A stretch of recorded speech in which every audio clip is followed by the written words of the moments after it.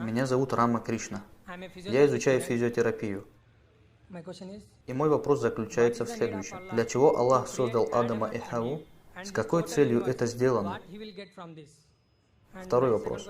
Все, что сотворено, сотворено кем-то. Следовательно, Бог должен быть сотворен кем-то. И что означает слово Аллах? Брат задал 3 вопроса. Первый вопрос. Почему Аллах создал Адама и Еву? И для чего создал Вселенную и человеческий род?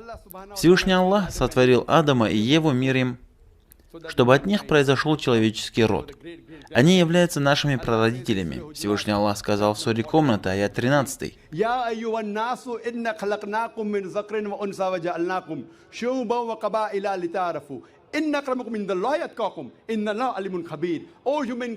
О люди, воистину мы создали вас из мужчины и женщины и сделали вас народами и племенами, чтобы вы узнавали друг друга, и самый почитаемый перед Аллахом среди вас, наиболее богобоязненный.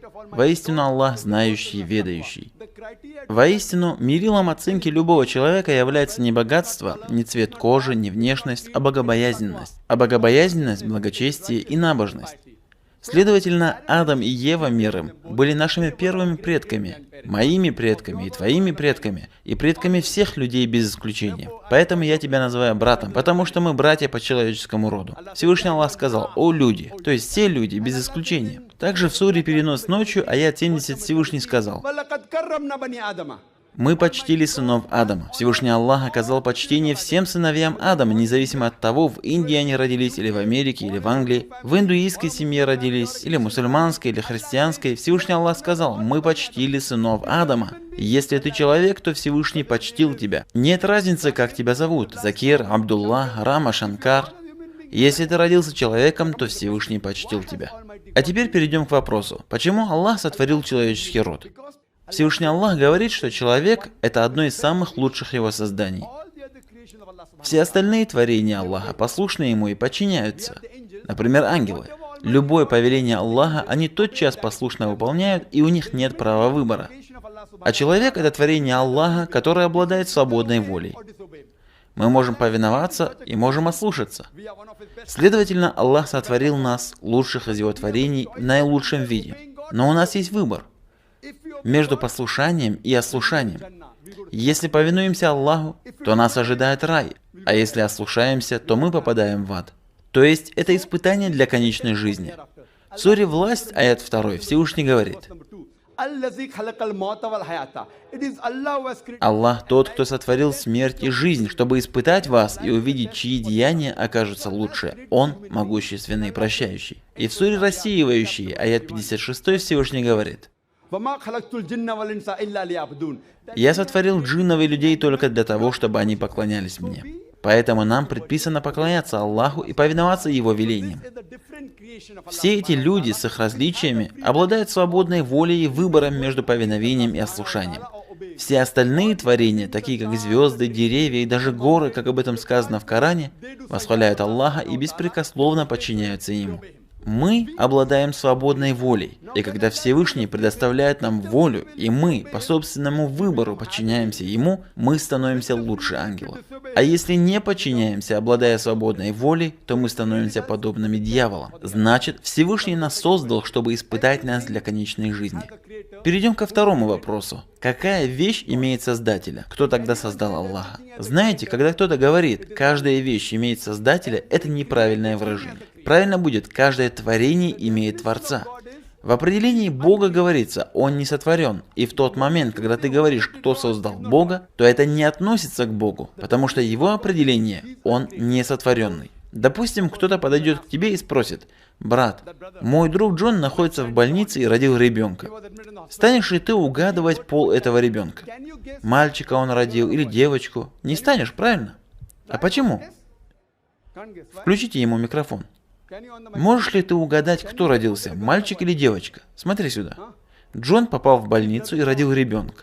Можешь ли ты предположить, какого пола ребенок, мальчик или девочка? Можешь догадаться? Шансы 50 на 50.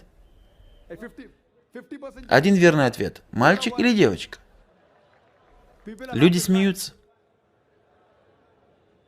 Почему? Ты можешь угадать пол ребенка? Нет? Почему? Даже если предположишь один вариант, сможешь ли ты назвать правильный ответ? Хорошо, я дам тебе два выбора. Мальчик или девочка, что выбираешь? Это девочка. Брат мой, разве может мужчина родить ребенка? Вот здесь ты ошибся. Точно такую ошибку допустил ты, когда спросил, кто создал Бога. Мужчина не может родить, тогда глупо спрашивать, девочку он родил или мальчика. Вот теперь ты понял. Если мужчина не способен родить, то какой смысл спрашивать, мальчика он родил или девочку? И когда ты спрашиваешь, кто создал Бога, Бог по определению не может быть создан или сотворен. Всевышний сказал, и нет никого равного ему. Перейдем к следующей части твоего вопроса. Кто такой Аллах? Самое лучшее определение, которое я могу дать тебе, это процитировать из Корана суру Аль-Ихляс, номер 112. Скажи, Он Аллах единый. Аллах самодостаточный. Он не родил и не был рожден. И нет никого равного ему. Это определение, состоящее из 4 предложений, и есть определение Всевышнего Аллаха, свят он и велик. Любой человек, который говорит, что этот или тот Бог, он должен проверить, соответствует ли кандидат этим 4 условиям. И если соответствует, мы принимаем такого Бога. Определение из 4 строк. Это истинная проверка с точки зрения науки теологии, которая занимается изучением вопросов веры в Бога.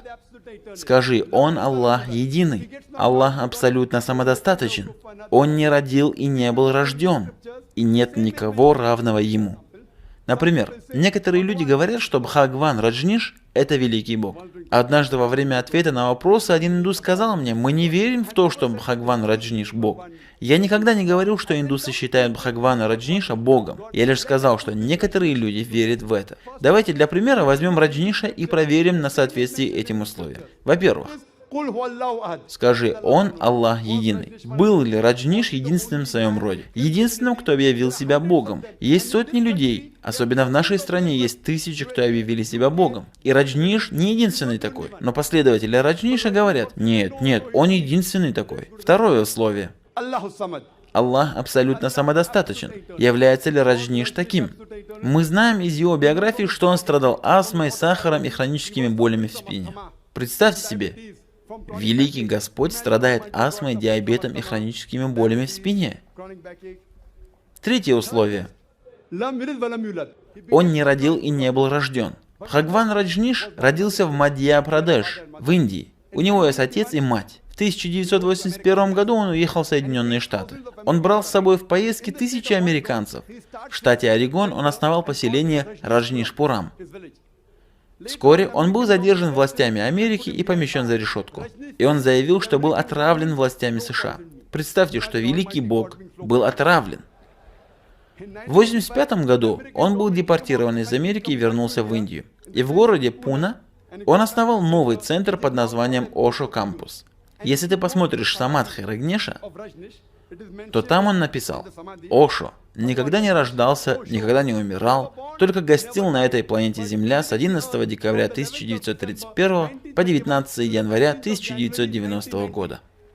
Никогда не рождался и никогда не умирал. Только гостил на этой планете Земля с 11 декабря 1931 года по 19 января 1990 года. Единственное, что они забыли написать, что 21 государство в мире отказало ему в визе. Великий Бог явился в этот мир в качестве гостя, чтобы посетить разные страны, но для этого нуждается в визе. Глава греческой епархии заявил, что если власти не выгонят Раджниша из страны, то мы сожжем его дом и дома его учеников. Последнее условие. И нет никого равного ему. Это очень строгое условие, и никто, кроме истинного Бога, не сможет соответствовать ему. Если так называемый Бог хоть на один миг становится подобным или равным чему-либо, то он не Бог. Мы знаем, что Раджниш подобен остальным людям. У него есть борода, нос, 2 глаза, 2 уха, 2 руки. Если сможешь сравнить Бога с чем-то в этом мире, то это не Бог. И нет никого равного ему. Если кто-то скажет, мой Бог сильнее Арнольда Шварценеггера тысячи и тысячи раз. Кстати, ты слышал до этого об Арнольде Шварценеггере? Это человек, который получил титул Мистер Вселенная. Самый сильный человек в мире.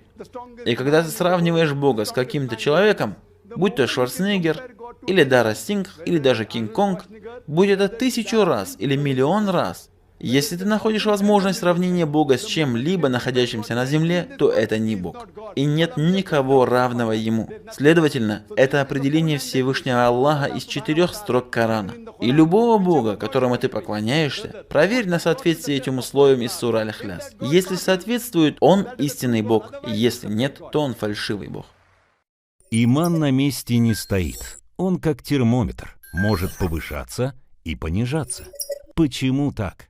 Ищите ответ на shakird.com. Ссылка в описании.